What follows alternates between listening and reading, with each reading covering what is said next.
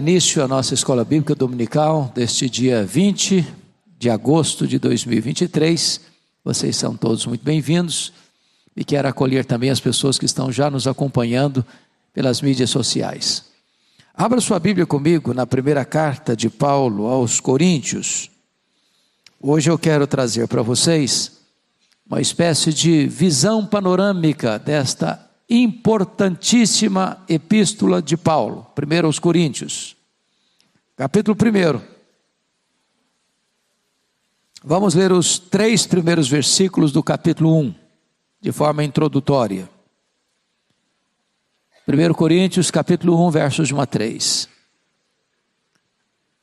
Paulo, chamado pela vontade de Deus para ser apóstolo de Jesus Cristo, e o irmão Sóstenes, a igreja de Deus que está em Corinto, aos santificados em Cristo Jesus, chamados para ser santos, com todos os que em todo lugar invocam o nome de nosso Senhor Jesus Cristo, Senhor deles e nosso. Graça a vós outros e paz da parte de Deus, nosso Pai, e do Senhor Jesus Cristo. Paulo plantou a igreja de Corinto no final da sua segunda viagem missionária. Corinto era uma capital de uma província grega, chamada província da Acaia. E Paulo ficou nessa cidade 1 ano e meio. Esta foi a igreja que mais Paulo amou. E esta foi a igreja que mais trabalho deu para Paulo. A pergunta é, por que Paulo escolheu Corinto para plantar uma igreja? Quais foram as motivações de Paulo em estabelecer-se em Corinto? E eu daria para vocês 3 motivos, aliás 4 motivos. Primeiro, a posição geográfica de Corinto. Corinto está banhada por 2 mares, o Mar Jônico e o Mar Egeu. Ali chegavam e dali saíam caravanas todos os dias. Corinto era uma espécie de encruzilhada do mundo. E onde tem fluxo de gente, aí é um lugar para plantar uma igreja. Onde gente chega, de onde gente sai, é lugar de trânsito de pessoas. Então ali Paulo entendeu que era um lugar propício para se plantar uma igreja. Primeira razão geográfica. Segundo, a razão histórica. Aquela cidade havia sido destruída por abalos sísmicos, e aquela cidade tinha sido reconstruída. Você aprende na psicologia da religião que, se você tem que plantar uma igreja, em 2 situações, por exemplo, primeira situação, uma cidade antiga, onde as pessoas estão ali há muitos anos, onde os vínculos e raízes relacionais são muito profundas. E você tem uma segunda possibilidade, uma cidade nova, está se formando agora, as pessoas não têm raízes, as pessoas estão chegando sem muitos vínculos. Pergunto a vocês, humanamente falando, qual seria a cidade com maior probabilidade de crescimento? A primeira ou a segunda? E a resposta óbvia é a segunda, onde não tem tantos compromissos de tradição familiar e tradição religiosa. Então Paulo aproveita o fato que Corinto era uma cidade que estava florescendo, sendo reconstruída, gente nova chegando. Aqui é um lugar propício para plantar uma igreja. Terceiro motivo, é o motivo moral. Meus irmãos, Corinto era uma das cidades mais corrompidas do mundo. Quando você vai a Corinto ainda hoje, você vai ver uma grande montanha, uma grande pedra, uma grande rocha, e ali em cima ficava o templo de Afrodite, onde havia mais de 1000 prostitutas cultuais. E essas prostitutas cultuais desciam para o cais à noite, e a cidade era um ambiente profundamente encharcado pela imoralidade, pela corrupção, pela decadência moral, pela depravação sexual. Não só na prostituição, mas também nas relações chamadas hoje de homoafetivas. Muitos membros da igreja de Corinto vieram dessas práticas. convertidas a Cristo, foram transformadas. Então, quando uma cidade está corrompida demais, ela está, de certa forma, cansada do pecado, precisando de ouvir a boa nova do Evangelho. Paulo entendeu que ali era um lugar propício para plantar uma igreja. Mas a quarta razão, eu diria, é a razão espiritual. Havia muitos deuses em Corinto. Vocês sabem que havia no primeiro século o panteão dos deuses egípcios, dos deuses gregos, e o panteão dos deuses romanos. Então havia uma multiplicidade de ídolos e de deuses. E onde tem muitos deuses, Paulo entendia que era um ambiente propício para falar do único Deus vivo e verdadeiro. Vocês se lembram que ele acaba de chegar em Corinto de Atenas, que era a capital da Grécia. E Paulo ficou com o seu espírito, de certa forma, revoltado pela idolatria prevalecente na cidade. Em Corinto não era diferente. Então Paulo aproveita para falar do Deus verdadeiro nesta cidade e plantar ali uma igreja. Qual é a melhor maneira de você entender 1 Coríntios? Qual a melhor forma de você trabalhar de uma maneira rápida, panorâmica, para você ter na sua cabeça a ideia desta carta? Penso eu que Peter Wagner, num de seus comentários a esta carta, traz para nós uma excelente sugestão de como entender Corinto. Então ele diz o seguinte: em vez de você estudar Corinto, a primeira carta aos Coríntios, capítulo por capítulo, você deveria melhor entender e estudar essa carta, problema por problema. Por quê? Porque esta carta foi escrita para resolver problemas existentes na igreja de Corinto. Que problemas eram esses? Porque quando você estuda 1 aos Coríntios, você de certa forma está fazendo um diagnóstico da igreja hoje. Os problemas lá são os problemas da agora, da nossa geração. Quais eram os problemas que aquela igreja enfrentava? Quais são os problemas que a igreja evangélica brasileira enfrenta? Como é que se resolve isso? Bom, esse é o propósito desta epístola, desta carta. Então, o primeiro problema que Paulo teve que lidar em Corinto está presente nos capítulos 1, 2, 3 e 4. Era o problema da divisão na igreja. Então, confira comigo aí, por gentileza, como é que ele lida com o assunto.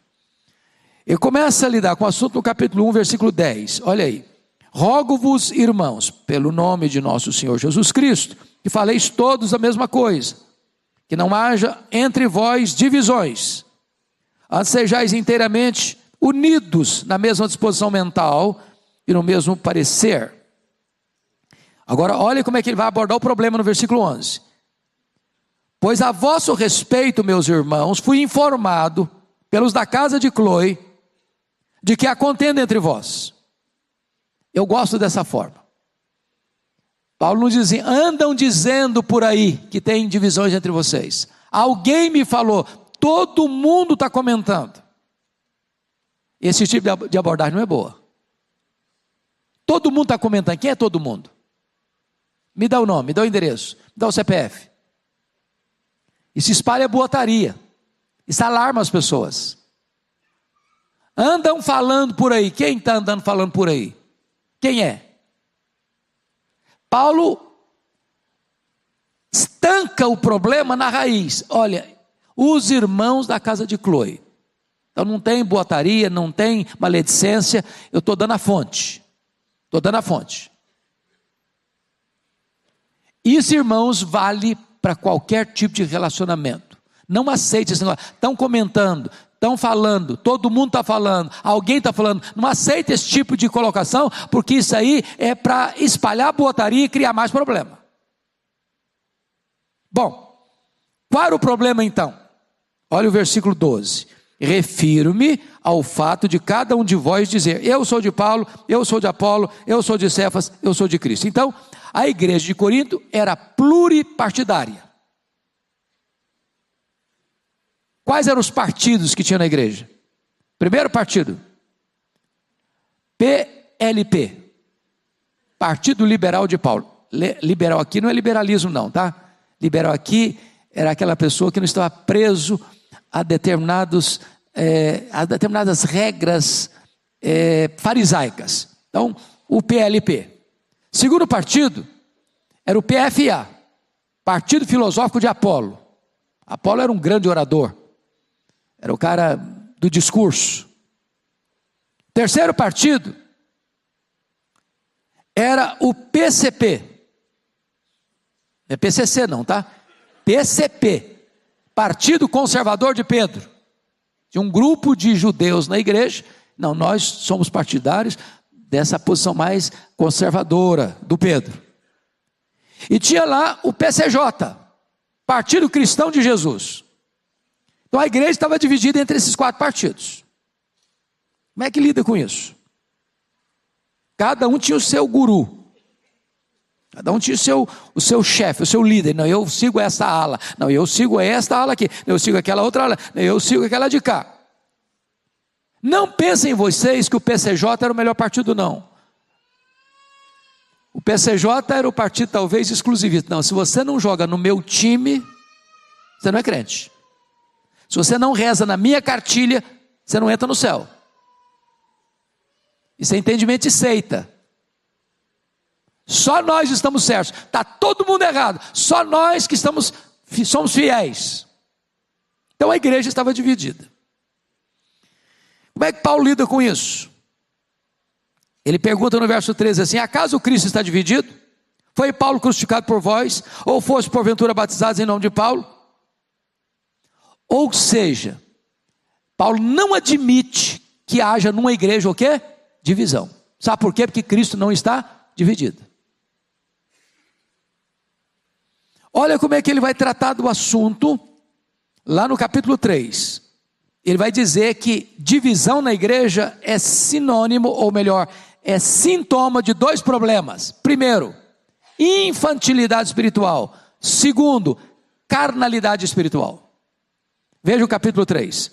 Eu, porém, irmãos, não vos pude falar como a espirituais e sim como a carnais, como a crianças em Cristo. Leite vos dei a beber, não vos dei alimento sólido, porque ainda não podiais suportar, nem ainda agora podeis, porque ainda sois carnais. Porquanto havendo entre vós ciúmes e contendas, não é assim que sois carnais, e andais segundo o homem? Vamos entender uma coisa aqui. Pega a palavra carnal, ou carnais do verso 1, pega a palavra carnais do verso 2. Existem 2 palavras gregas distintas aqui para carnais. A palavra sarkinoi e a palavra sarkikoi. No versículo 1 a palavra é sarkinoi. E sarkinoi é carnal, não no sentido moral da palavra, mas no sentido de faixa etária. Eles eram bebês, eles eram infantis, eles eram imaturos, eles tinham que beber leite. É aquele crente, diríamos nós hoje, neófito. Mas a palavra carnais do verso 2 não é sarkinoi, é sarkikoi. E sarkikoi já tem uma implicação moral. É o carnal de andar segundo a carne. É o carnal de andar cheio de ciúmes e contendas. Tem uma implicação de reprovação agora, que andam segundo os homens. Como é que Paulo resolve o problema e desmantela os grupos dentro da igreja, os partidos dentro da igreja? Confira comigo o que ele vai dizer. Versículo 4 ele diz: quando pois alguém diz eu sou de Paulo, o outro diz eu sou de Apolo, não é evidente que andais segundo os homens? Versículo 5, quem é Apolo? E quem é Paulo? Servo por meio de quem crestes, isso conforme o Senhor concedeu a cada um. Eu plantei, Apolo regou, mas o crescimento vem de Deus. De modo que nem o que planta, nem é alguma coisa, nem o que rega, mas Deus que dá o crescimento. Ponto. O que ele está dizendo? Ô gente, na igreja de Deus não tem celebridade. Na igreja de Deus não tem espaço para estrelas. Na igreja de Deus não tem lugar para que alguém diga eu aqui sou o cara e agora vem todo mundo para debaixo do meu guarda-chuva. O que ele diz é o seguinte: quem é Paulo? Quem é Apolo? Tira os olhos de Paulo, tira os olhos de Apolo, tira os olhos de Pedro. Eu plantei, Apolo regou, Mas o crescimento vem de Deus. Ou seja, eu e Apolo, diz Paulo, não estamos competindo não. Não. Nós estamos cooperando. Eu plantei, o Apolo regou. Mas nem o que planta, nem o que rega é coisa nenhuma. Mas Deus que dá o crescimento. Então a igreja não está reunida em torno de um líder. A igreja não está reunida em torno de um ícone. A igreja não está reunida em torno de uma figura humana. A igreja está trabalhando para que só Jesus seja glorificado. Eu plantei, Apolo regou, mas o crescimento vem de Deus, de tal maneira que nem o que planta, nem o que rega é coisa nenhuma, mas Deus que dá o crescimento.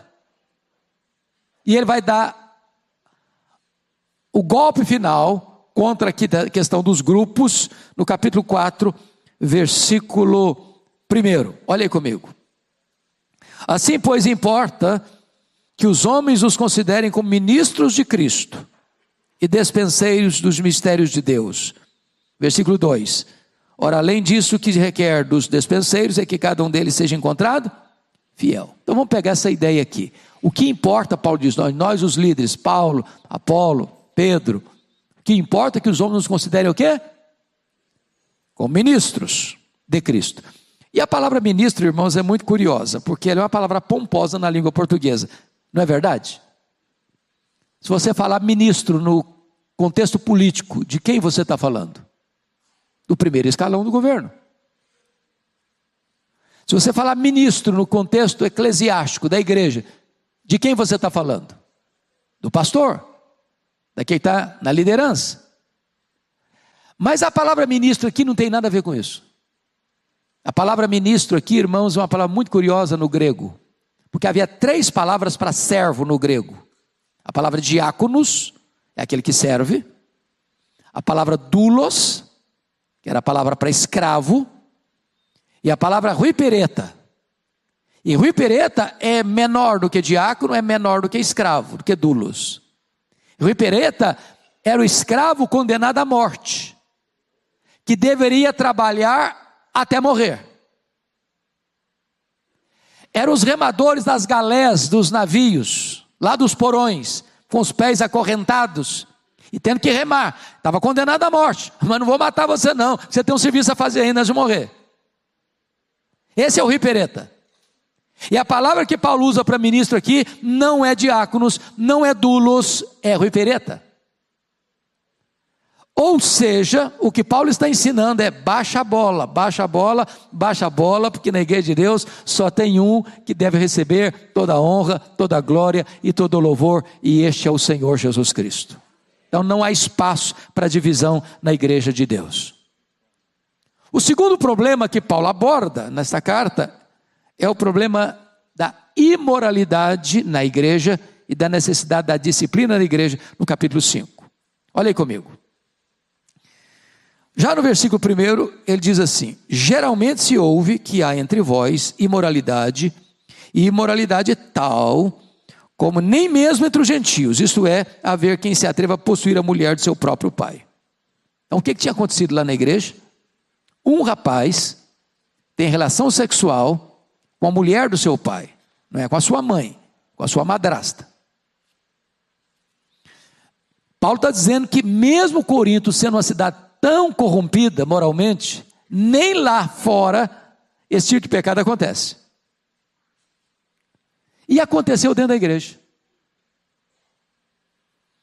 O problema maior não é o fato do pecado ter acontecido dentro da igreja, ou entre os membros da igreja, melhor dizendo. O problema maior é como a igreja reagiu a isso. Então vamos ver como é que a igreja reagiu. Versículo 2. E contudo andais vós ensoberbecidos, e não chegasse a lamentar, para que fosse tirado do vosso meio quem tamanho ultraje praticou. Sabe como é que a igreja reagiu? Nós somos uma igreja inclusiva. Aqui vale tudo. Venha como você está e permaneça como você quiser. Ninguém vai mexer com você. Nós somos uma igreja moderna, nós somos uma igreja liberal, nós somos uma igreja que aqui vale tudo, aqui ninguém é proibido de nada, aqui cada um faz as suas escolhas, cada um decide o que é melhor para si. Então, aqui nós não toleramos a palavra pecado. Eu sei que essas coisas não acontecem hoje, né, irmãos? Então Paulo vai mostrar 3 coisas necessárias. Primeiro, a necessidade de se chorar pelo pecado, se lamentar pelo pecado. Pecado não é para você ficar vaidoso. Nossa igreja é maravilhosa, porque lá as pessoas podem fazer, pode acontecer, e ninguém vai mexer com você. Que igreja maravilhosa nós somos. Aqui você tem liberdade de ser você, sem nenhuma reprimenda, sem nenhuma advertência, sem nenhuma exortação. Em vez de chorar, eles se orgulharam. Onde o pecado acontece, tem que ser motivo de quê? De choro, de lamento, e não de orgulho. Esse negócio de se orgulhar no pecado, é o diabo que se orgulha com o pecado. A igreja não. A igreja não. Segundo, Paulo mostra a necessidade de se julgar o pecado e disciplinar o pecador. Olha o que ele disse aí no verso 3 até o verso 5. Eu, na verdade, ainda que ausente em pessoa, mas presente em espírito, já sentenciei, como se estivesse presente, que o autor de tal infâmia seja em nome do Senhor Jesus Cristo, reunidos vós e o meu espírito com o poder de Jesus nosso Senhor, e entregue a Satanás para a destruição da carne, a fim de que o espírito seja salvo no dia do Senhor. Alguns pontos importantes de destaque. Às vezes, irmãos, dentro do nosso sistema presbiteriano, que a disciplina é aplicada lá no conselho da igreja e comunicada à igreja. Na igreja presbiteriana, vocês sabem disso, nós não somos uma igreja congregacional. Se tem um caso de disciplina, não traz o assunto aqui para toda a assembleia ver e discutir o assunto, não. Se trata do assunto dentro da reunião do conselho, de forma privativa, até para preservar a pessoa, para resguardar a igreja, e se comunica à igreja a decisão. O problema é que às vezes, quando um membro é disciplinado, começa a se comentar, eu acho que o conselho foi muito duro, eu acho que o conselho não foi legal, e aí em vez de a igreja toda apoiar a decisão, começa a se minar a decisão tomada. E aí o cara que errou, falou, eu sou o cara mesmo, porque eu errei, tem gente me apoiando, e aí virou uma confusão. Não, quando a decisão é tomada, você respalda a decisão. A decisão de disciplina não é de um grupo da igreja, a igreja toda precisa entender que aquele irmão está debaixo de disciplina. Agora, vejam vocês, que essa expressão do verso 5, é um espinho na garganta dos exegetas. Entregue a Satanás para a destruição da carne, a fim de que o espírito seja salvo no dia do Senhor. O que é entregar o cidadão que pecou, o cara que teve relação sexual com a madrasta, a Satanás? Do que Paulo está falando? O que ele está dizendo? Meus irmãos, isso é muito importante. Quando uma pessoa, um membro da igreja, está em comunhão com a igreja, na linguagem bíblica, é como se essa pessoa estivesse protegida. Tirar uma pessoa da comunhão da igreja, excluir um membro da comunhão da igreja, é tirar essa pessoa do reduto da proteção espiritual, para entregá-la lá no campo onde Satanás está agindo. Estão entendendo isso? Quando Paulo diz entregue a Satanás, trocando em miúdos, o que ele está dizendo é o seguinte: tire esse indivíduo da comunhão da igreja. Ou seja, se você tem 10 maçãs boas e uma maçã podre, as 10 maçãs boas não vão consertar a podre, mas a podre vai contaminar as 10 outras boas. Então a orientação de Paulo para a igreja foi esta, versículo 7, lançai fora o velho fermento.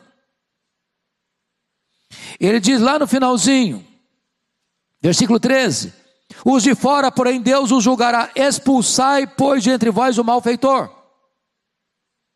Agora, vamos entender de novo, qual o propósito de excluir esse cidadão da comunhão da igreja?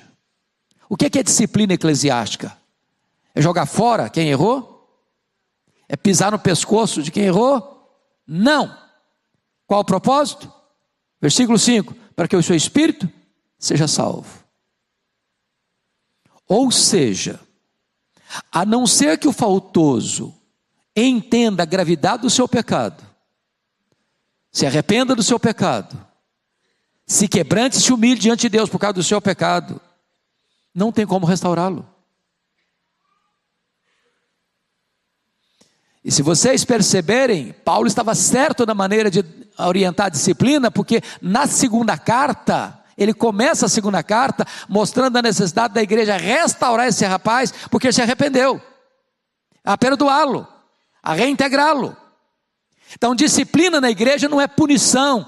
Disciplina na igreja tem dois propósitos. Primeiro, prevenir a comunidade, profilaticamente, preventivamente. Segundo, restaurar o faltoso, recuperar o faltoso. Então é restauração e não punição. É recuperação e não condenação. Então vamos ao terceiro problema que Paulo tem que enfrentar na igreja, que era o problema das brigas. A igreja de Corinto era complicadinha. Às vezes você pensa que os crentes lá primitivos eram tudo gente boa, tinha problema. Você acha que tem problema ainda hoje? Tem também. A igreja ainda não foi glorificada. A igreja militante ainda não é a igreja triunfante. Então vamos ver qual o problema que tinha lá. Veja comigo aí capítulo 6, versículo 1. Aventura-se alguém de vós, ou algum de vós, tendo questão contra outrem, a submetê-lo a juízo perante os injustos, não perante os santos? Qual era o problema? Os crentes começaram a brigar. Ô, gente, crente não devia brigar não, sabia? Mas às vezes briga. Sabia disso que crentes, irmão em Cristo, briga? O problema não é que os crentes da igreja de Corinto estavam brigando, não. É que ao brigarem, ao terem contendas entre eles pegavam essas contendas e iam lá para os tribunais do mundo para tratar do problema lá, lavando roupa suja fora de casa.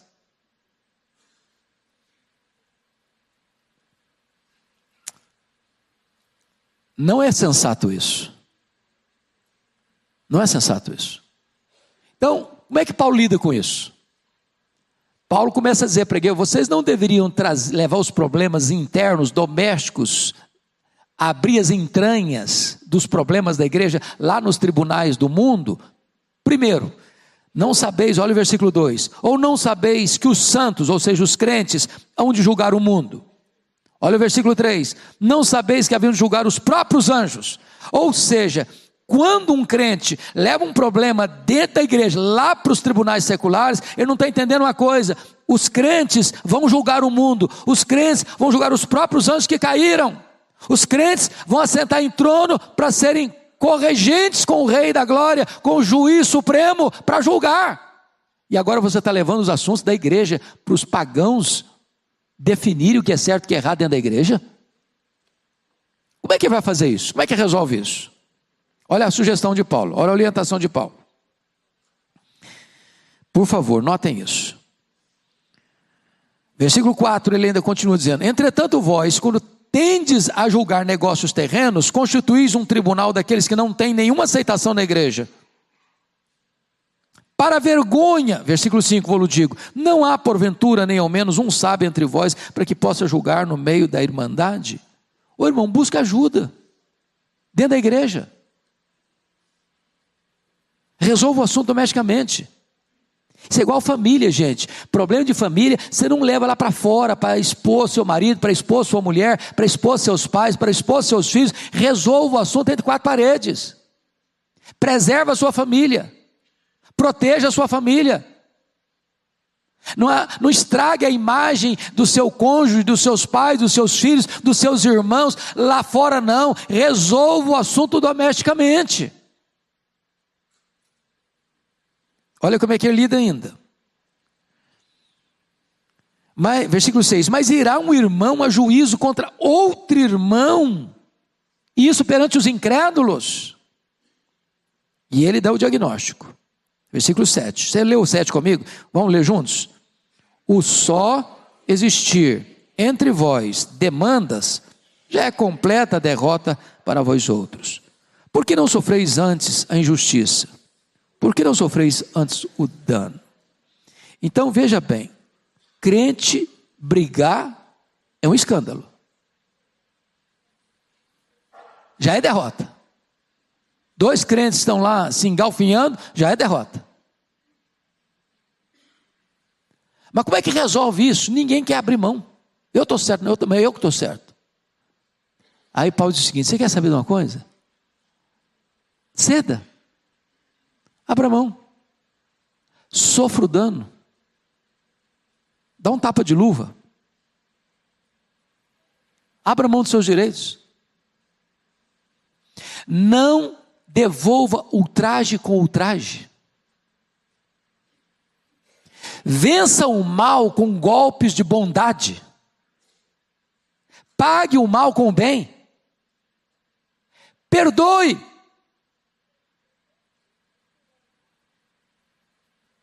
Se está nessa quebra de braço, sofra o dano. Gente, sofrer o dano não é fácil, não. Você tem certeza que você está certo e você abre mão, você tem que ser muito crente mesmo, e tem que ser mesmo. E é isso que a Bíblia orienta. Então, essa é a forma de Paulo resolver a questão das brigas. Então, aqui nesse texto do capítulo 6, você tem tanto as contendas interpessoais, como as paixões intrapessoais, a partir do verso 12, que eu não vou entrar nelas agora. Vamos então ao quarto problema. Primeiro problema das divisões, segundo problema da imoralidade e disciplina, quarto problema das brigas dentro da igreja. Quinto problema, capítulo 7, problema do casamento. Esse capítulo 7 está dividido em 3 partes. Cristãos casados com cristãos, versos de 1 a 11. Cristãos casados com não cristãos, versos 12 a 24. E cristãos não casados, 25 a 40. Mas aqui tinha 2 problemas que Paulo aborda. Tinha um grupo na igreja que dizia o seguinte: para eu ser santo, eu não posso me casar. Era o partido dos celibatários. Havia um outro grupo que dizia o seguinte: se você quer ser santo, você tem que casar. Aí ficaram 2 grupos na igreja: os que defendiam o casamento, os que defendiam o celibato. E a igreja se dividiu por causa disso. O que Paulo vai recomendar? Olha aí como é que ele começa o assunto.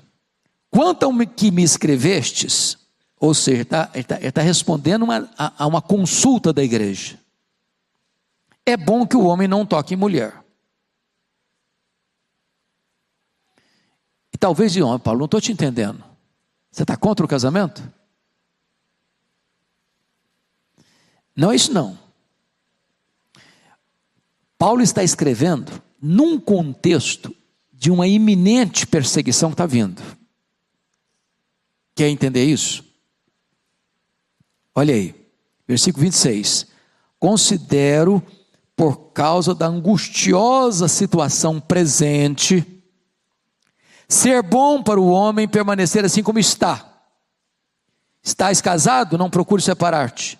Estás livre de mulher? Não procures casamento. Mas se te casares, com isso não pecas. E também se a virgem se casar, por isso não peca. Ainda assim, tais pessoas sofrerão angústia na carne, e eu quisera poupar-vos.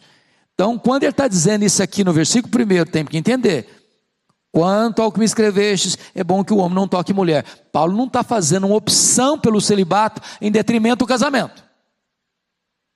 Paulo está escrevendo dentro de um contexto de uma perseguição iminente que vai chegar. E numa perseguição iminente, o cara tem que largar para trás esposa, filhos pequenos. É um tormento para ele. Agora, ele já está casado. Bom, agora meu filho, você está casado, aguenta firme. Perseguição virá, vai ter luta, vai ter prova. Talvez você vai ter que sair, talvez a sua esposa vai ficar, talvez seus filhos vão ficar, e você não vai romper o casamento por causa disso.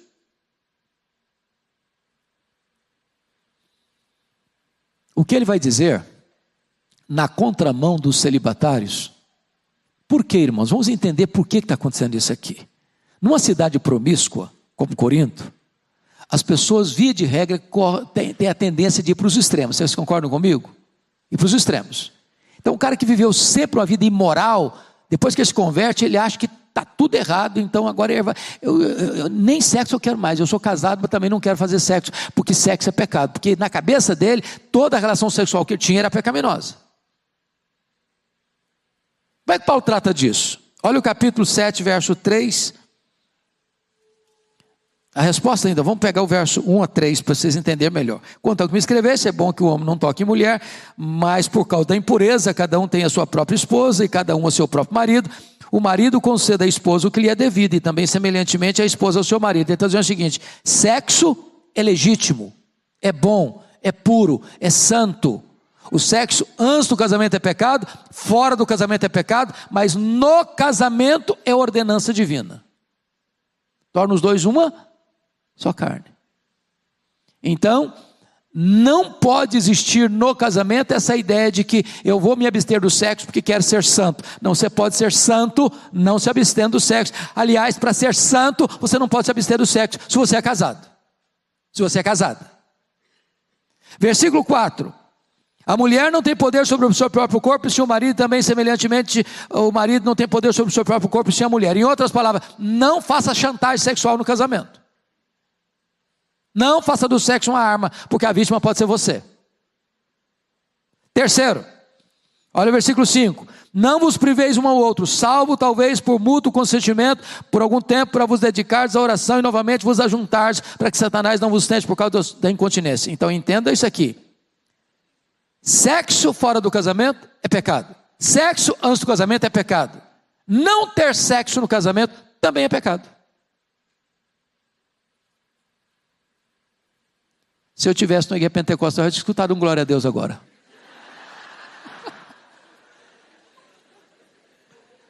Sexo é bom e Deus manda. É ordem divina. E ele diz que o casal só pode se abster da relação sexual por um motivo muito, muito específico. Para dedicar a oração. E a única vez que a Bíblia diz assim, não ora demais também não. Volte até a relação sexual. Que tem gente muito espiritual, sabe? Não, pastor, eu estou me abstendo já há 6 meses da relação sexual. Que eu estou orando. Estou jejuando, estou até subindo um monte. Você pode orar, jejuar, subir um monte, mas faça o favor de fazer o dever de casa. Porque o texto está dizendo o seguinte, para que Satanás não vos tente, por causa da incontinência. Se você não conceder ao seu cônjuge o que ele tem direito diante de Deus, o diabo entra na jogada e vai fazer um estrago. Então, Paulo está refutando aqui a ideia dos celibatários de que casar é pecado, ter sexo é pecado. Não, não é pecado. Como também não é pecado ficar solteiro. Não é pecado ficar solteiro. Tem gente que tem capacidade do celibato. Agora, Paulo diz, é melhor casar do que viver o quê?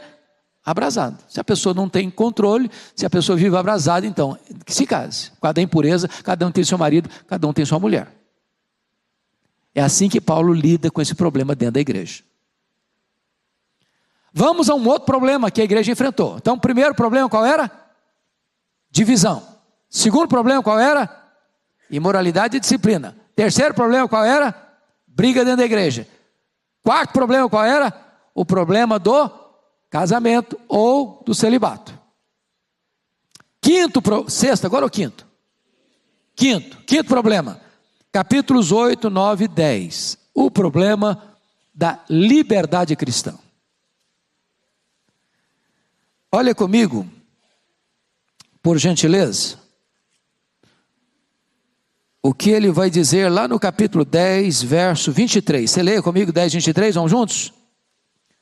Todas as coisas são lícitas, mas nem todas convêm. Todas são lícitas, mas nem todas edificam. Qual era o problema do limite da liberdade cristã em Corinto? Qual era o problema lá? O problema lá era carne sacrificada aos ídolos. Olha o capítulo 8, verso 4. No tocante à comida sacrificada a ídolos, sabemos que o ídolo de si mesmo nada é no mundo, e que não há senão um só Deus. Olha o versículo 8, 8. Não é a comida que nos recomendará a Deus, pois nada perderemos se não comermos, e nada ganharemos se comermos. Vede, porém, que a vossa liberdade não venha de algum modo a ser tropeço para os fracos. Então, o problema lá não era o nosso aqui. O problema nosso aqui não é comer carne, né? Porque churrascaria está caro demais, né? Pensa num negócio caro hoje e numa churrascaria. Lá o problema era outro. Carne sacrificada aos ídolos. Hoje talvez as perguntas são outras. A pergunta é: crente joga na loteria ou não joga? Faz uma fezinha ou não faz? Deixa de vir no culto para ir assistir Palmeiras e Corinthians, ou vem para a igreja e não assiste Palmeiras e Corinthians no estádio? Crente bebe cerveja ou não bebe cerveja? Fuma charuto ou não fuma charuto?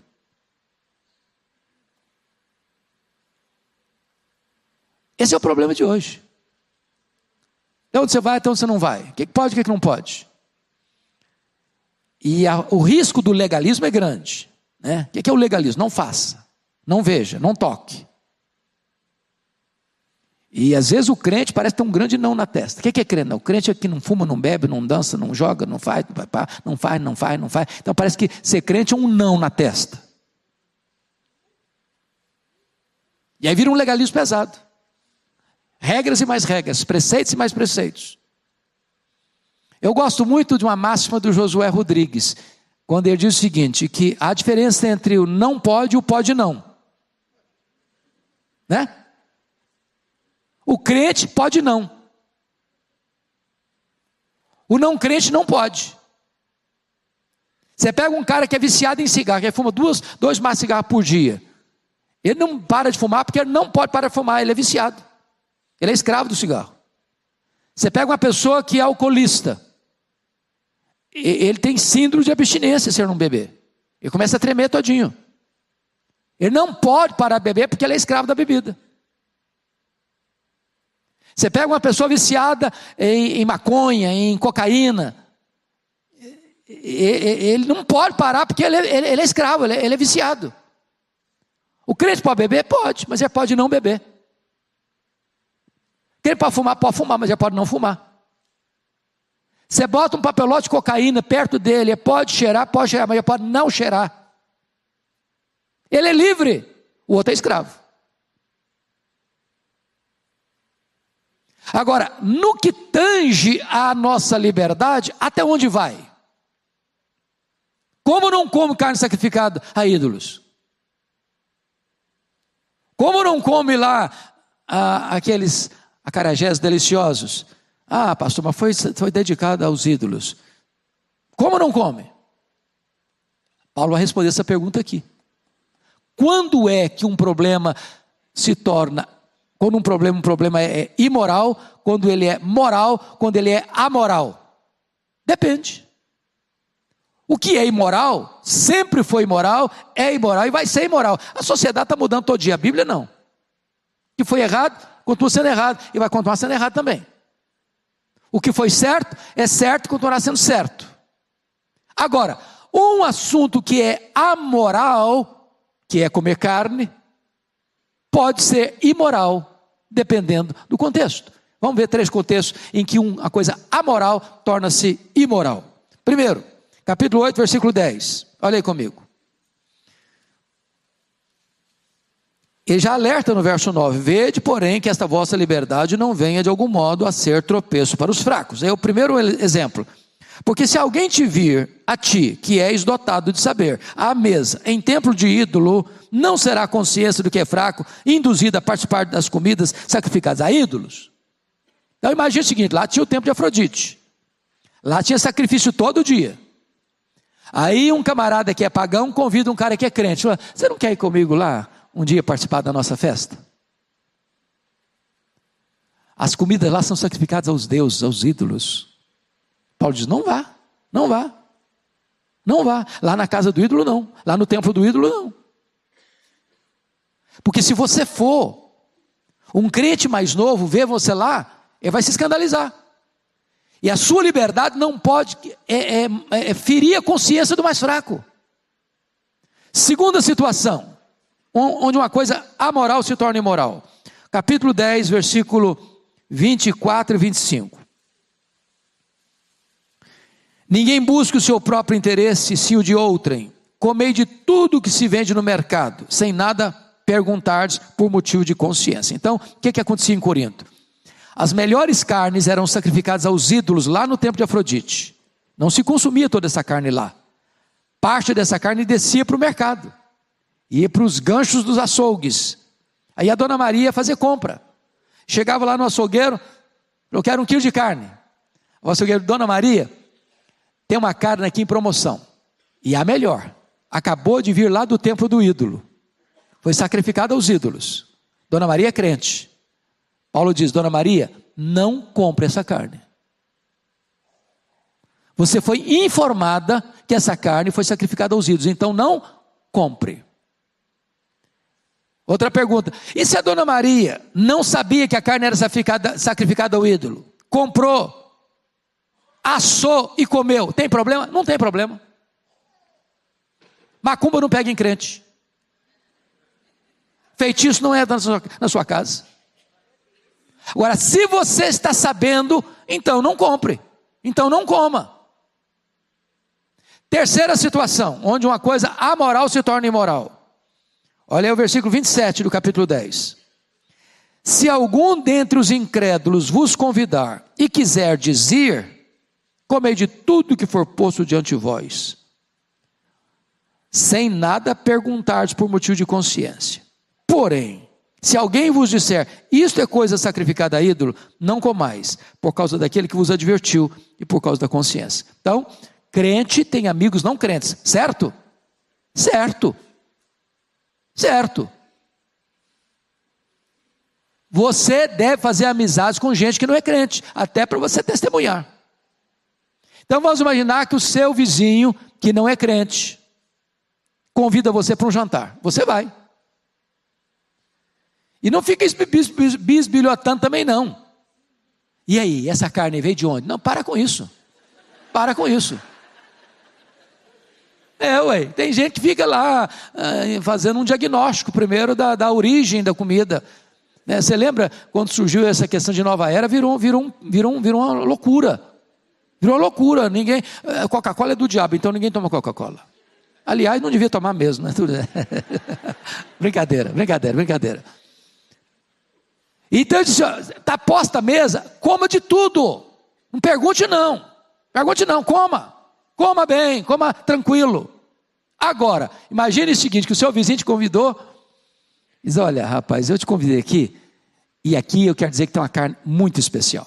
Aliás, picanha maturada, e essa picanha foi oferecida aos ídolos. Aí diz, aí não coma. Não coma. Tem arroz, tem feijão, tem salada, coma outra coisa. Essa carne você não coma. Perceberam, irmãos, que liberdade cristã depende do lugar? Uma coisa é você ter uma prática dentro da sua casa, na proteção do seu lar. Outra coisa é você fazer em público. Que quando você faz em público, a pessoa passa, não sabe se você está fazendo com moderação ou se você está fazendo com excesso. E você não pode ferir a consciência do crente mais fraco. Esse é o contexto da liberdade cristã que Paulo trata nos capítulos 8, 9 e 10. Bom, meu tempo já acabou. E eu só estou no capítulo 10. Fica para a próxima aula? Combinados? Deus abençoe vocês. Vamos ficar em pé e vamos orar.